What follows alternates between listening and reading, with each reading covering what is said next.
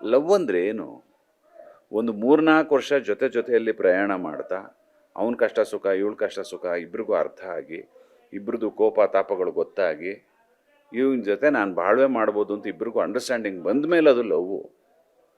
ಇವರು 4 ದಿವಸ ಪಿಕ್ಚರ್ಗೆ ಹೋಗ್ಬಿಟ್ಟು 4 ದಿವಸ ಡೇಟಿಂಗ್ ಮಾಡ್ಕೊಂಡು ಹೊರಗಡೆ ಸುತ್ತಾಡ್ಕೊಂಡು ಬಂದ ತಕ್ಷಣ ಲವ್ ಅಂದರೆ ನೋ ಅವ್ರ ಕಾನ್ಸೆಪ್ಟೇ ರಾಂಗ್ ಅದು.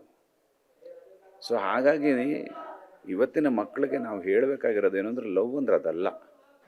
ಒಬ್ಬನೊಬ್ಬ ಅರ್ಥ ಮಾಡ್ಕೋಬೇಕು, ಒಂದಷ್ಟು ದಿವಸ ಜೊತೆಯಲ್ಲಿ ಸಾಗಬೇಕು.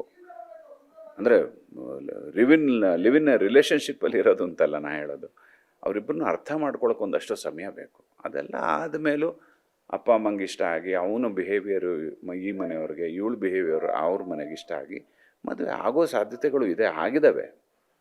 ಪರ್ಸೆಂಟೇಜ್ ಆಫ್ ಸಕ್ಸಸ್ ಕಮ್ಮಿ ಅಷ್ಟೇ. ಸೊ ಹಾಗಾಗಿ ಹಿರಿಯರ ಒಪ್ಪಿಗೆ ತೊಗೊಂಡು ಮದುವೆ ಆಗೋದು ತುಂಬ ಕ್ಷೇಮ, ಒಳ್ಳೆಯದು. ಬಟ್ ಇತ್ತಿನ